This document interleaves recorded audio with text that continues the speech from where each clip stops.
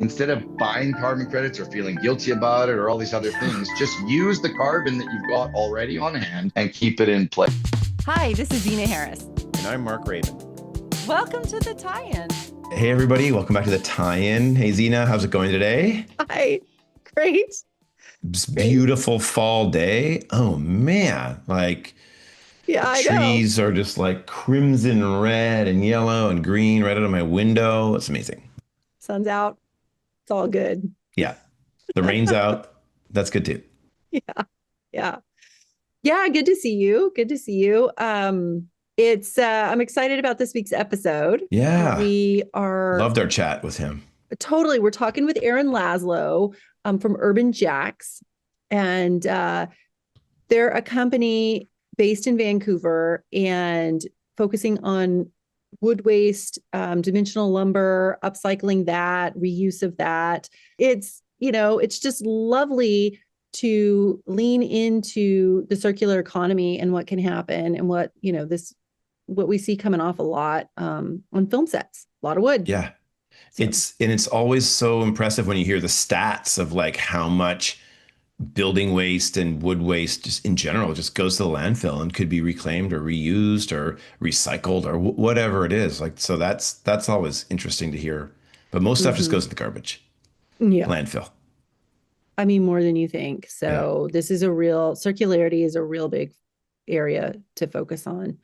A lot of opportunity there, I think. Yeah. Yeah. Stay tuned. And he's a guy I want to hang out with. So try to meet up with him when I'm here in Vancouver. Oh, he's great. Yeah. Yeah. A talker. So always fun. Always fun. So anyway, yeah. And you're moving? I'm in a moving mode. Wow. It's really humbling. I think moving is really humbling. I mean, I had this amazing apartment. It's like a sanctuary here in Vancouver, and it's time to move on. And I've been going through it's like an emotional journey, right? Because you're going through all the papers and then photos. And I have like old school photo albums when we used to have film and analog, and just starting to like flip through and be like, wow, my God, it's such an incredible, just to look back. You can't really do that now. And also like people take like 5 photos of the same thing, right? And whatever, and you got like thousands of photos, and it's like in these photo albums, you're just like, yeah, one photo of this thing and then the next one. So it's been really great, and getting rid of stuff, selling stuff, and moving. So yeah, I mean, it's a thing, and I've got to be out of here before Friday or for Halloween. So that's that. I got to have my Halloween costume ready. Yeah. Yeah. Which, by the way, Halloween is the best party of the year. You host a big party, don't you? Normally, or are you part of a party? We've done it in the past. Yeah. But no, I'm an attendee at this point. Oh, you're like, let somebody else host that. That's right. Yeah. Yeah. I You know. doing anything for Halloween? Yeah. Some friends of ours are having a thing in their cul-de-sac that we're going to go to and just hang out. So, yeah. Yeah. But hope everybody had a good one, because by the time this airs, we will have already happened. So. Oh yeah, totally. I don't really have a We'll report back. We'll report back. Write us and let us know how your Halloween was. Totally. There's a lot going on in the sustainability space, and especially, in entertainment, and glad we're having this conversation with Aaron. And, I think one of the things that comes to mind for me, when I think of him, when I think of, the work that we do and all, is, the importance of collaboration with vendors and other suppliers in and around the production services space.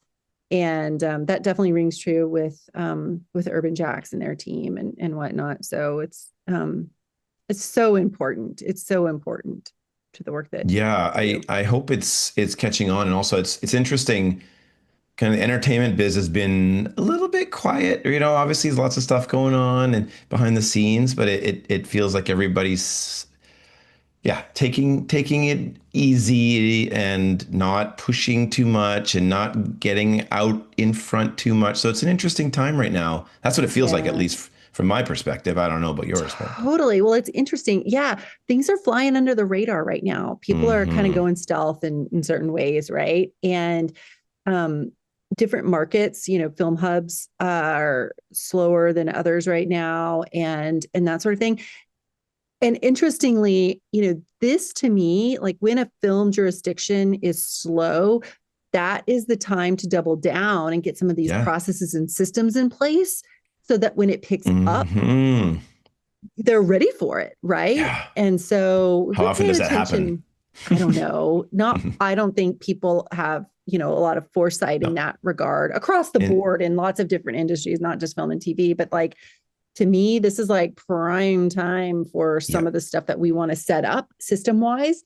But also, there's this emergence of indie film, right? Like it's back and having a moment. It's going to continue to grow and build, because we talked about it here before, but there's this all these people, these talented artists and creators sitting around. There's all this equipment. I'm really, really hoping that can be where sustainability and efficient production can come in now, because they can do so much with batteries. There's so many things they can do. The lighting, crews are good, they're talented. They can do different productions on the fly. So yeah, really, really hoping that some of these practices and things that we talk about on this production or on this podcast can be infused in these new young filmmakers that are trying to make their mark. So if you're listening, let us know how you're doing on that. Yeah, get into it. Let us know. Yeah, for sure. For sure.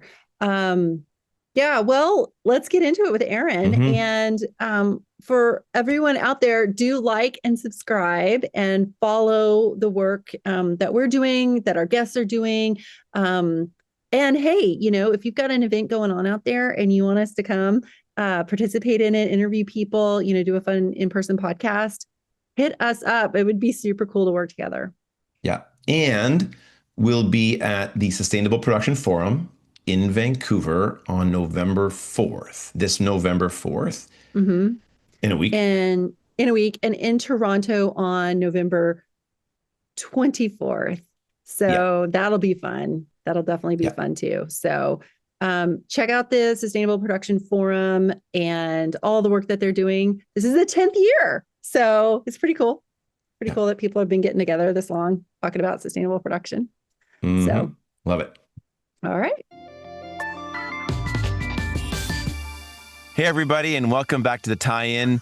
Today, we're speaking with Aaron Laslo. Aaron is the founder of Can Do Green Technologies, an urban lumberjack and CEO of UrbanJacks Vancouver, a Canadian-based startup growing in Vancouver and expanding to Ontario and the California markets. UrbanJacks processes secondary solid wood waste and transforms it into recycled premium lumber. UrbanJacks is driven by a can-do attitude, and they have assembled a team of passionate innovators who share a commitment to sustainability and impact. Hello, Aaron. How's it going? Hello. Thank you for that grand introduction. Nice to meet you, Mark. Yeah, I know. This is the first time you guys are meeting, even though you live in the same city. Crazy. Yeah. And same industry. Same industry. And Aaron, I know you and I know each other and work together on projects. So it's good to see you. It's so great to be here after hearing some of the episodes and so many awesome guests. So it's great to talk industry today and to show off what we've been accomplishing so far. Yeah. Yeah. Well, I'm curious. Okay. So tell us, for context for folks, tell us about your journey. And we understand that part of your journey involved wearing a necktie to work, which I can't imagine you doing, but, tell us about that. You're not a lumberjack? He is now. Oh man, yes, I'm an urban lumberjack. It's funny because I often I reflect really fondly upon more than 20 years in telecom and software development and research and development. And actually, over here are some of the devices, mobile devices that we made over the years. Everybody knows Nokia. Oh, yeah. So I was in Finland working with Nokia, a worldwide phone company, and really came to understand about sustainability from a different perspective, and understanding that it wasn't about business sustenance. It was about, hmm, how do we design? How do we think? How do we approach things from a non-consumption point of view, from a actually, their slogan was connecting people. And we talk about connecting circular economies. So, with a background in technology and some experience, and I got a chance to know some really brilliant people around the world who worked in this great company in Europe, in Asia, in America, especially in Finland. And so we put the group together. We sat around during just after the pandemic and said, "Hey, what's our legacy? You know, is it what was great in the early 2000s? Because our kids are talking about different technologies and different platforms now." And so it became a discussion about legacy. And I asked kids, my kids, about what's important to them. And they were talking about the planet, because this was the time of the pandemic. They understood the global nature and travel. And we said, well, okay, we get the gang back together and sort of put the band together in a sense, and found a new drummer, this bass player, and along came Matt, or my co-founder, and we began to look at the components of landfill. What's going to the dump? How many boxes and packages and e-commerce and trade is coming through the doors, and what goes out the back doors? And you look at these trucks, whatever color they are, pulling in and out, you wonder what happens to that material. We go through the process of separating, and we say, how do we know what's real? How do we know what the impact is? So you get what you measure. And so with the can-do attitude, we put some product managers and service designers and interviews together, and said, all right, let's get some students involved as well, and began looking at the components of landfill in North America. And what that brought us to is an understanding of, actually, just like in film and TV productions, the number one component of landfill is food and beverage waste, followed by construction, deconstruction, demolition materials. And in fact, even recently, I'm just looking at it over here, CBC's 2023 and 2024 industry report on production carbon emissions, 39% of it was wood. Yep. Just behind food and beverage. And so when we take the shortcuts that we learned in Northern Europe, yeah, really the components of landfill are broken down to your metals that make money, the e-waste that has a market, the glass that can be repurposed into a variety of things, same with the wood fibers. And because in North America we're so abundant with land, we just mix it all together and bury it too cheaply. Yeah. Where in Europe, mixed waste just isn't accepted.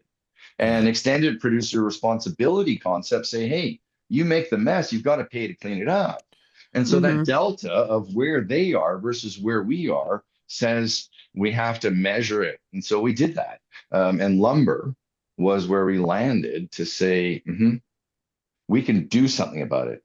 But not only lumber, the lowest value, largest component of it, which is the spruce, pine, fir that film and television consumes ad nauseum. And home building too, right? I mean, I think is it similar wood for home building, or?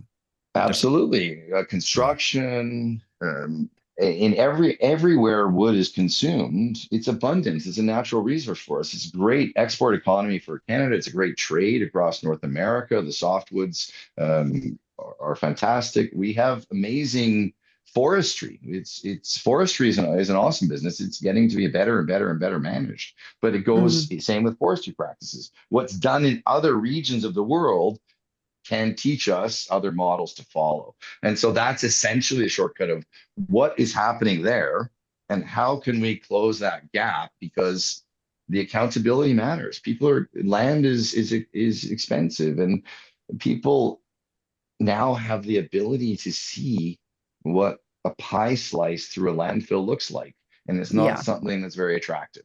And this material has value. Like, the wood coming off of film sets, like anywhere, wood coming Yeah. out of anywhere has value. And that's another thing that I find interesting is like for years, we've either separated ourselves, material has gone to just somewhere else and we can't see it, therefore we don't think about it.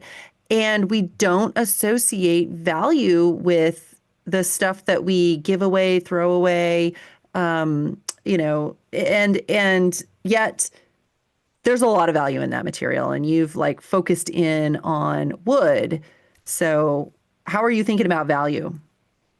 Wood itself is a low value commodity, but it's 50% carbon. Yeah.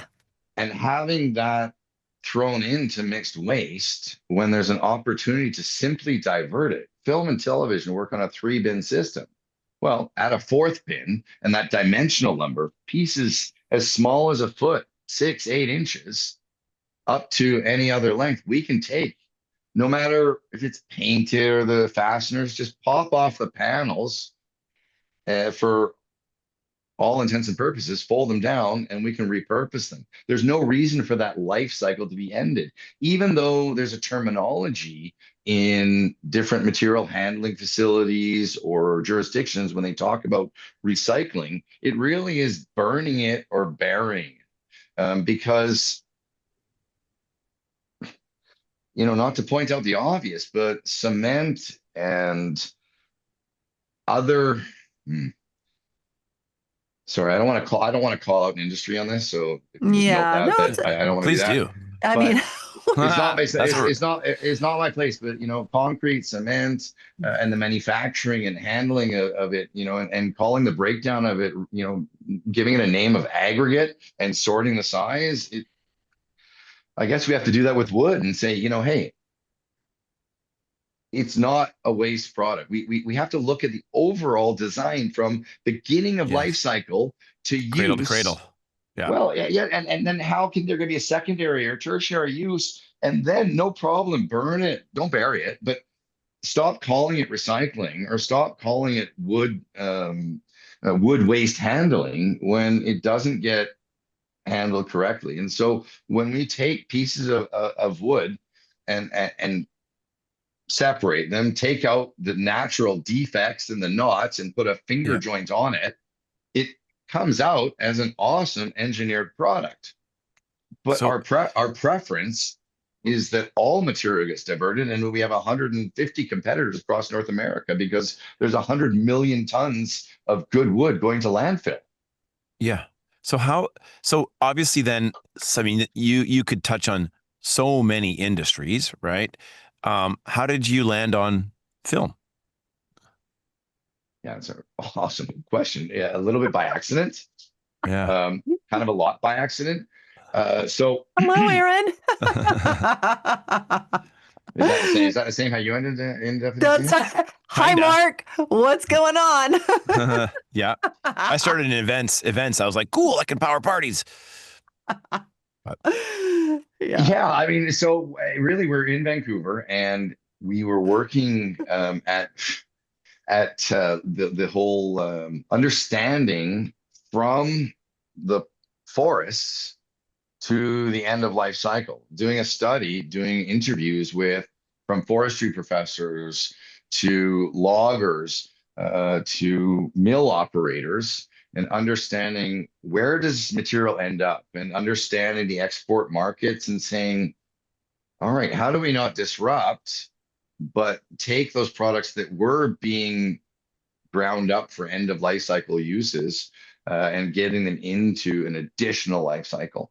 And so when we looked at that, we came across a number of um, uh, vendors that were moving a lot of product, and we couldn't understand how that quantity was moving quickly until we just had a closer look and realized there's a lot of this high value material going into stage production, into sets, into these grand productions that come to town, and they're great to see around, and you see people employed, and everybody in Vancouver is either a realtor, an actor, or um, in a yoga class. Sorry. And Or fashion too. Fashion, absolutely. My daughter would absolutely endorse that. And so we found that there was a lot going into the carpentry shops, a lot going into the stages, and then we wanted to know what happens after. And so reached out to some people we knew. There's about 10 folks who behind the scenes, and you would know some of them, and a lot of them you wouldn't know. The most influential were the old timers, the ones who were pushing towards the end of the career, who have trained so many people and so many four persons. And they said, you know what? It kills me. It's been killing me for years to see this much material going. There's no way to warehouse it. I'm so glad to see it going into use, into a potential use. So then we started sampling and measuring the carbon impact. And we realized that this is a major source of landfill, and there's no diversion really happening apart from the burning or hog for landfill and cover. And that's okay. That's there's no shame in the status quo except to say, remember when those blue boxes came out and we started putting the plastics there, and the yellow bags came and we started putting the cardboards and paper in there?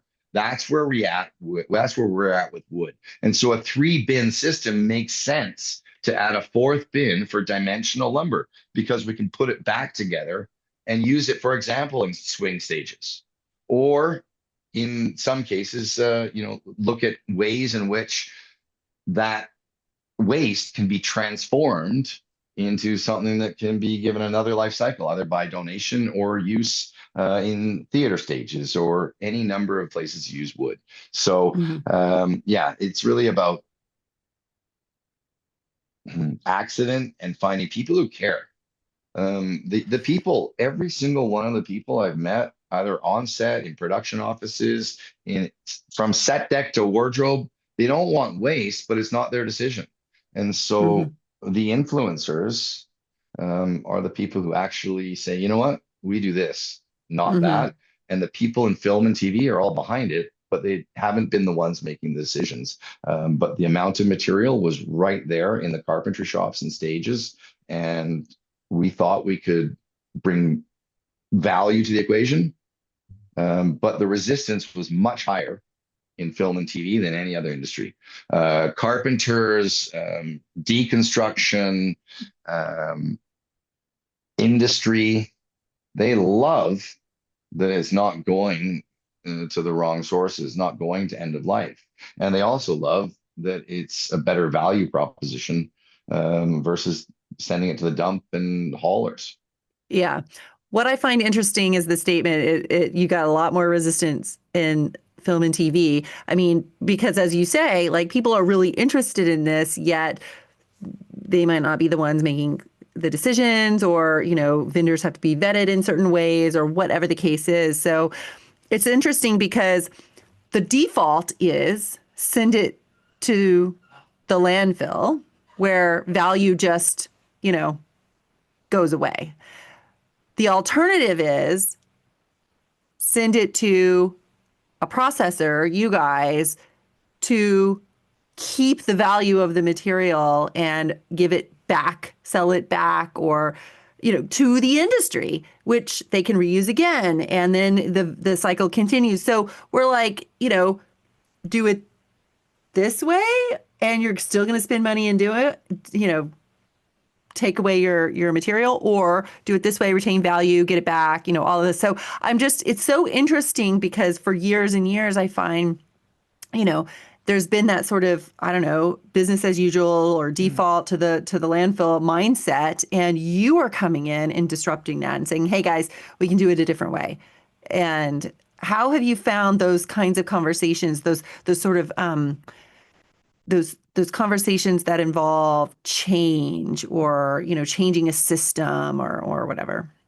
Yeah, it has to be generally understood that consumption and waste isn't as novel as reuse. It sounds obvious, but waste streams, life cycles, you talk about stored energy. Wood is a carbon battery. Yeah. It's 50% carbon. It's a commodity to not only be traded, but this is carbon. So And it's a the renewable more resource, technically speaking. absolutely it's renewable, and the more diversion, the better. The resistance comes from this is how we've done it. This is the process, and they don't necessarily consider, well, now that we're perhaps using this material that's perfectly straight as an engineered product, we don't have to have as much labor going into all, putting all those banana boards through this table saw to straighten out, or we don't have to sort through and send that much back. Oh, we don't have to transport this and that. It's the overall equation that I think film and TV wants everything to be in a one pager that looks simple and says, I can do that. And it'll, cost me $1 less or $1 more if my production wants to support that. But when it comes to the scale and the pace and the amount of tasks that these hardworking union members do, it's not necessarily their job to say, let's disrupt the way we've always done it. It has to come from the production management. It has to come from the studios, not from the sustainability department, to say, excuse me, you could do that. It's not about Yeah. it's about, hey, we don't do that when it can go there and get reused. And Exactly. that's the point. That what do you want to do? Do you want to just put it on you want to send it to a landfill, in Toronto or Ontario? A lot of the stuff goes out of the country, or it goes perhaps to other provinces or other jurisdictions. There's no reason for us to be shipping waste, especially carbon. Yeah. I learned recently it was, a ton of carbon per shipment. Well, Yeah. let's just not do that. But it's not their job in a production or on a crew for X number of days or in whichever role to necessarily innovate. There are people who are trailblazers. We know some of them, but it takes courage. And what courage is stronger than fear, but people are more comfortable being afraid to change. So the ones who did step up are the ones who've been around enough to say, yeah, it's my call. We're going to do it. Oh, yeah. By the way, we saved. Well, can I tell you an example from one Yeah, do. season? Please. All right. Yeah. You got it. I made a note because We notes are. love hearing actuals. So it was a great example because they were just a typical example of a normal production where the production manager said, we're going to do this. And the assistant said, great. And there was two people we're dealing with. And the lead carpenter and foreperson said, okay, tell us what to do. Great. At the beginning of the season, our goal was to recover, in a good case scenario, 30 to 35% of material to reuse. All right. At the end of the season, the best we had was almost 95% of reusable material. We had to cut out some sections and so on, but that was the best case scenario from beginning to end. But the carbon impact is equivalent in one season of a small series. The carbon impact is equivalent to about 530 trees annual CO2 absorption, about 56,000 kilometers offset, and about $1,200 in hauling and tipping fees saved. So when you think about how many kilometers are in transpo, how many engines are running, keeping air conditioned cooled to move people around between this circus site to that set, well, instead of buying carbon credits or feeling guilty about it or all these other things, just use the carbon that you've got already on hand and keep it in play. That's not something that I've learned how to say in a minute or in a one pager. Yeah. Just my mind, I totally agree with everything that you've said there. And also, there's a lot of changing and nudging behaviors, but there's also this technical component to it. And I know you alluded to it there when you showed us that small piece of wood, but so, I mean, obviously these pieces are coming in different lengths or being cut. They've got nails in it. They've got everything going on. How are you taking these offshoots and these pieces of wood and lumber that are all cut and modified and turning them back into new lengths of wood, 2x4s or whatever, so that we can be reused? You saw some jointing there or something like. I'm curious about that. That's what's sort of tickling my brain right as you're talking through all this stuff. Yeah, there's a few pieces of technology that we use, but most of it is really, really simple. It really comes down to we take the wood manually by hand. And hopefully technology and automation will improve, but for now it's a manual process that the material comes in. We've made a system with sensors and lasers that measures every single board, whether it's acceptable materials, rejected. If it's rejected, why? What is the contaminants? Then we manually will either cut out sections or pull out nails, pull out staples. Definitely a cue to the carpenters out there. You feel free to staple not every 2 centimeters. Go ahead and give yourself a few extra staples so that those panels can be reused. But we pull them out manually. And then the next step, you'll see a video that we can point to. But once the material is sectioned and prepared, it then goes on to the next phase. And that next phase is called finger joining. And it's existed for a long time in industry. And what we do is we cut a profile onto the wood. Yeah. We take the wood. You can actually see the other side. You can see actually both sides of this is actually a good example. You can see where there was a screw. Yeah. We put this profile on it, apply green glue that now we put the board back together and it kind of comes like that. Yeah. Into a perfectly straight board that can go on and be reused. And the great thing is different areas use different sizes of wood, so we can get a first life cycle, potentially a second life cycle, and even the third life cycle, some of the material we can join and use on our site for stacking wood.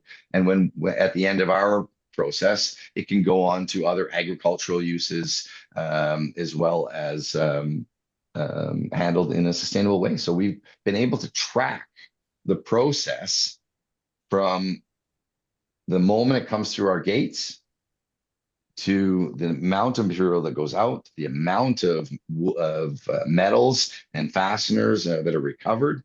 And so by doing that, we've taken existing technologies and shrunk it down into a micro factory that potentially in a few years could be on every carpentry, in every carpentry shop, where as much material that can be reused before it comes, for example, to us, goes back into play, and then it can be prepared on site in the carpentry shops by the workers themselves, so that we can then join it up and make sure that we can go on to those other 74 or 75 million tons that need to be handled.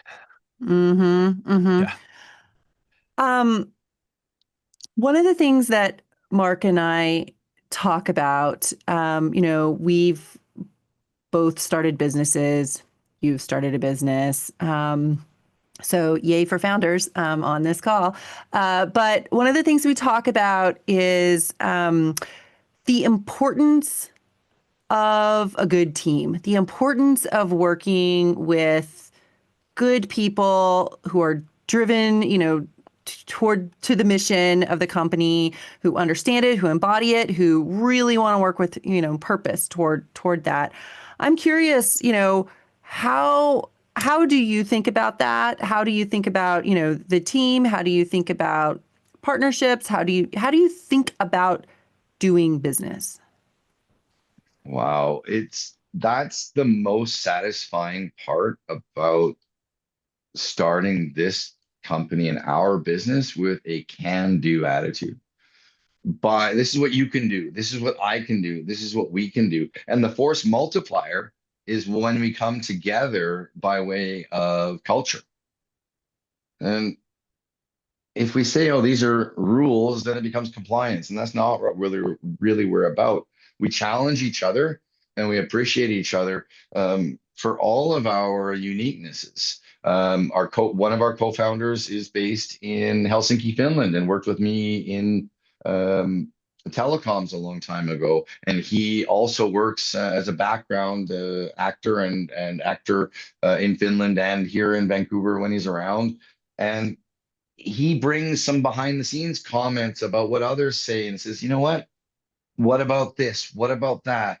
And that perspective from him invites the rest of us to say, all right, our other co-founder, Matt, is a wood scientist. And I first met him when he was doing his bachelor's degree years ago when he came on exchange to UBC. And he, at the time, joined our company as a student, helping us to understand what could be the potential improvements. A couple of years later, he's co-founder to this company I founded, and he stepped up the game from talking about integrity to working with integrity. And Zena's had the pleasure to see us in our office. It's fun. We took young employees from different recent graduates to Emily Carr, University of Art and Design from UBC. And the culture became, we work really, really hard from Monday all the way until Friday. And by Friday, if we've accomplished what we set out to do or something great happened, we celebrate with a meal together and some laughs, and we celebrate what we accomplished rather than the Monday what we plan to accomplish. And so that integrity is built on sort of cornerstones of awareness, inspiration, recognition to say, good job, guys. Like, here's that pat on the back. And finally, the reward. And the reward comes in different ways. It can be in green bits of, on our website, you can see the carbon impact every day. My favorite is at our grand opening of our factory last October. One of the journalists who was there asked a question to one of our employees who's a machine operator and has been with us since really the earliest days. And he's not really one to speak on the spot, but he's an artist and he studies visual design. And they asked, what do you like? He says, I love art and I love this company. And that was the takeaway from a few of the folks there that understood that we're doing something different, not because of the hourly wage, because it's not particularly appealing. We're doing something different because we measure what we accomplish. And Matt is like a business partner, but also like a little brother to me, like a big brother to the rest of the gang. So from the culture point of view, UrbanJacks is all of us coming together with people from competitors to community to influencers like you guys to say, hey, come on by, have a look behind the scenes. There's our fourth wall is wide open. Look what awesomeness happens right around the corner.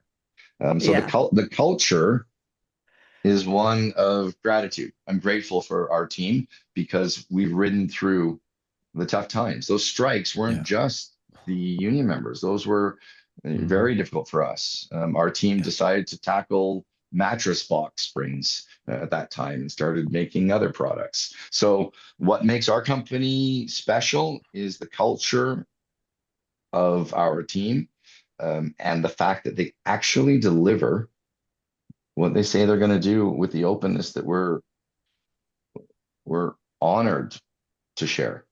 Yeah. And one of the things I always find about startups, what makes startups unique is the greater sum output, right? That's what makes it special. You can't buy that. That's the magic. That's the secret sauce in a startup. And you get that, especially in the early days, right? That's the magic of why you can accomplish way more than you can if it was just, punching in, punching out. Big corporations lose that, of course. Yeah, so I've always felt that as well. That's the exciting time. Don't lose that. It is exciting, and in a smaller business or in a startup, you actually get to get things done. Yeah. Where in some of our conversations with studios, and certainly in recent times there's a lot of adjustments happening. We see a lot of uncertainty.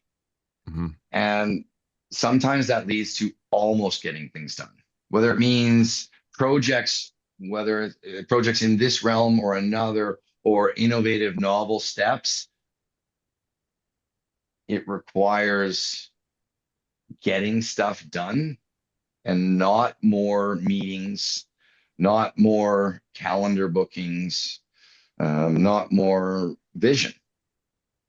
And it's a good segue to say that should be something that entrepreneurs, innovators, and small businesses, no matter which side of the border you're on, we're all working together and we should help each other to grow. But we have to charge for our services. The large, huge companies that are handling waste really are essentially trucking companies, and they have a place to put it or get it out of sight. And that's transparent. It's what it is.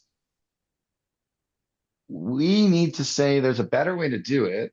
And yes, each of these boards like this that I produce, each of these boards are amazing. This happens to be cedar. These are beautiful boards.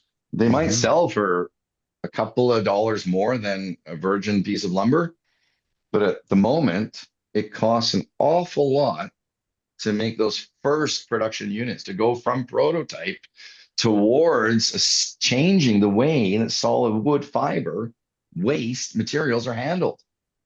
And so that requires us to ask or demand that cities and companies and states or provinces and countries say, where other opportunities exist to divert, let's make that simple.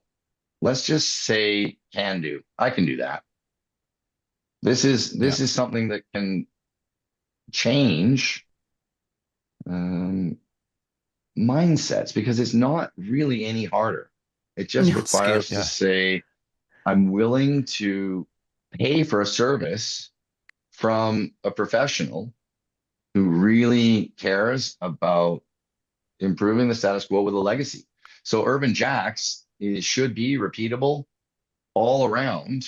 Yeah. Wherever it's appropriate. It's scalable. But that needs to continue with textiles in other areas, whether it's wood, food, or textiles. Let's just agree not to consume as much with the intention of it going towards end of life. And that could be reuse. It could be reusing scenes, sets, all kinds of things. I know in Toronto, there's a really good program bubbling up where different productions can access materials. And we need those kind of things as a de facto standard. And not just people like you suggesting, how about this? How about this model? How about that?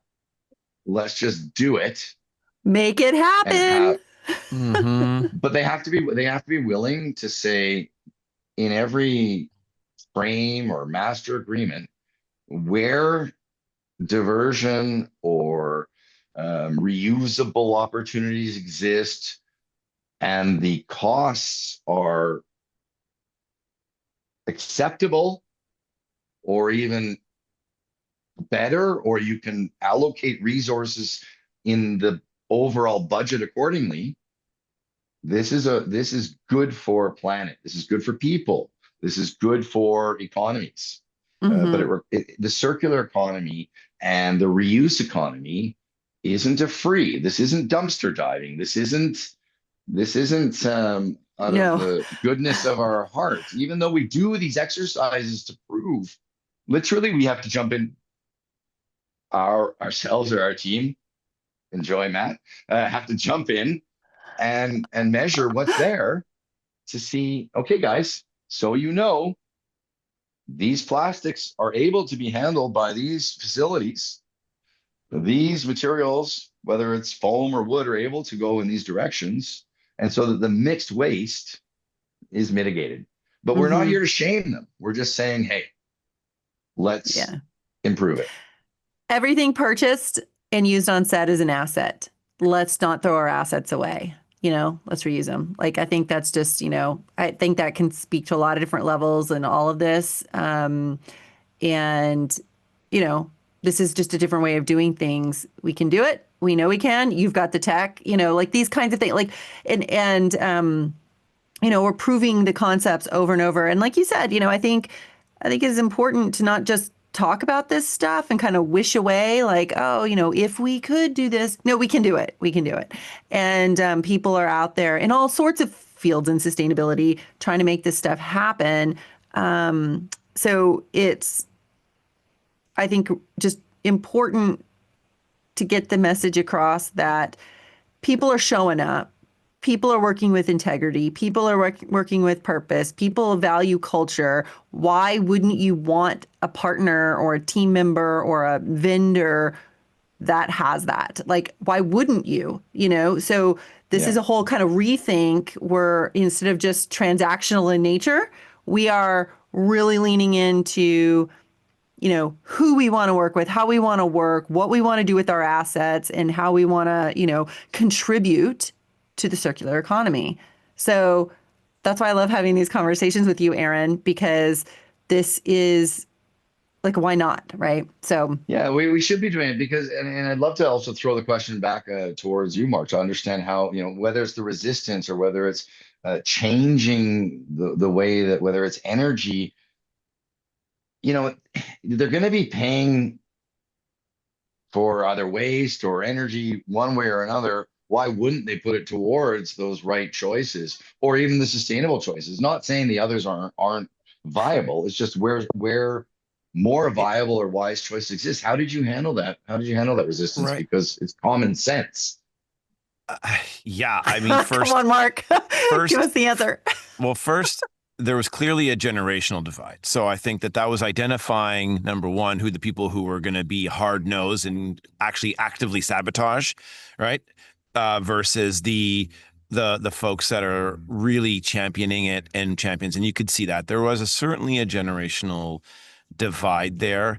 But I think when we really, really understood it is that we had to truly do something and that allowed them to do something differently that they otherwise weren't able to do with the older incumbent technology, right? You can't hang a Honda generator from with an extension cord to your power source from a helicopter, or you couldn't put it in an elevator, or in the middle of the woods, there was a noise. You can't run far enough away from a generator going on in the middle of a pristine, quiet forest.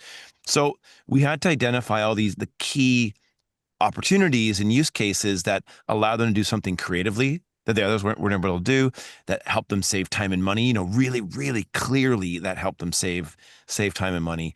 And that's when we understood, and those were the wins. Those were the first wins. And also the other thing is understanding that it was a different tool in the toolkit. It wasn't a generator anymore, right? This is a new tool that was with you and allowed you to go and do that thing that you wanted to do. We talked to Todd Lapp, one of our first interviews. We should talk to Todd again. But it was that moment at Man in the High Castle.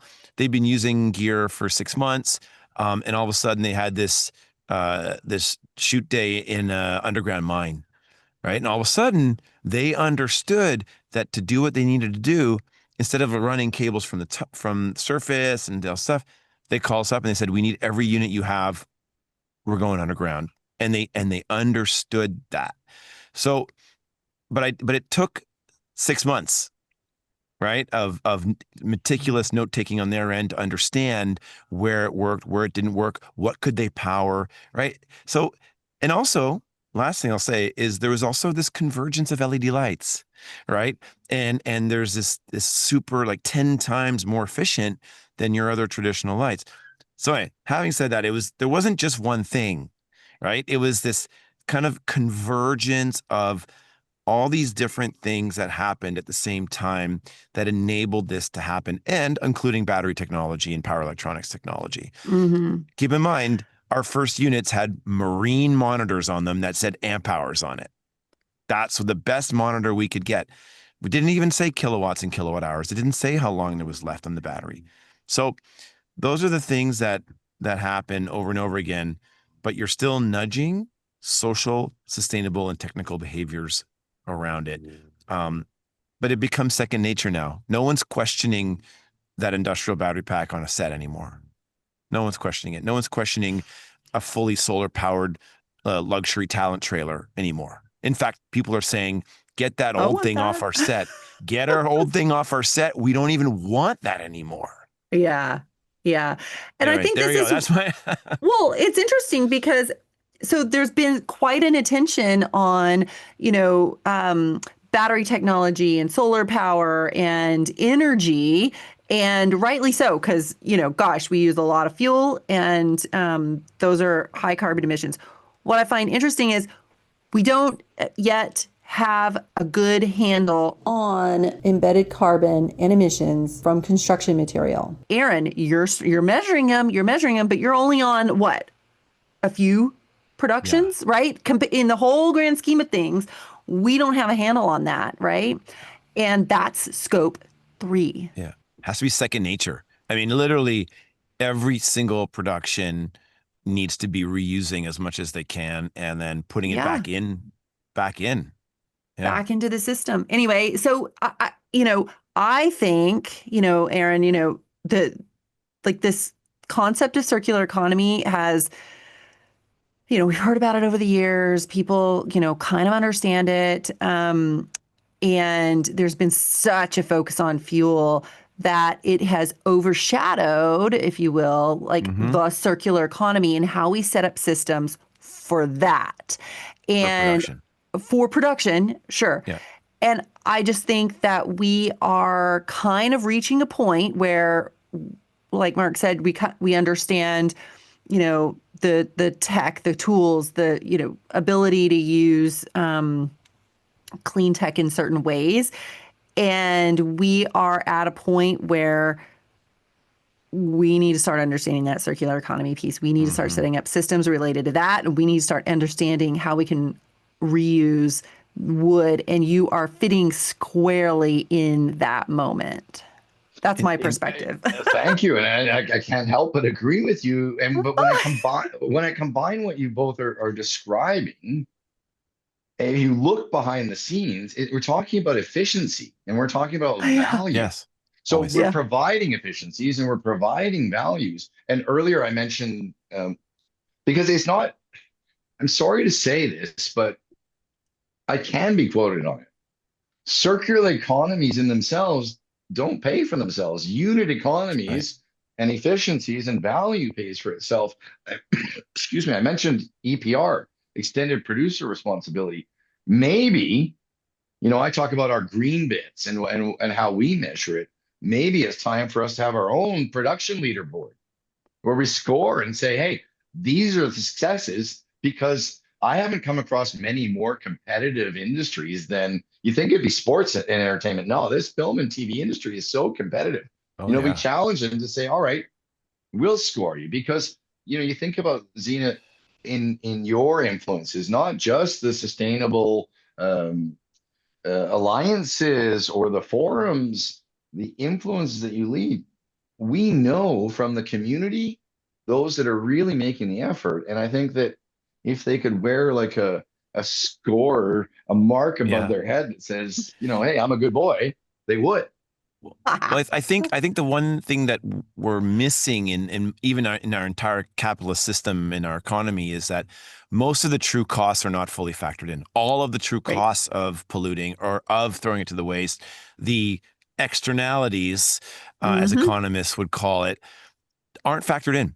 And that, if we did that for every material, for every package, for everything that we did, every business that just poured pollution into the river, right? Like we've done in the past. And I think you would see a much different, value to how we put things and how we do things. And that's, I mean, we're getting there, but that's what's missing. And if you did that, even just in film, right? If we did that for all the materials that were going to the dump and so on, and the true cost of that, I think we'd see that industries like yourself and circular economy would then be actually more cost effective. Well, let's take that opportunity to segue and jump into one of the obvious things about film and TV business is that it's a rental business. It's taking bits and saying we can use this for this small period. Well, Zena, you described assets and you talked about the awareness, or we talked about the awareness. And so the movement and the incentive is really looking towards reuse, fold and hold as a great thing. If it's in the studios, we in different areas, there are different studios that have been really proactive in site lots where some production or some, let's say it's one studio or another, they'll fold and hold and they'll warehouse stuff.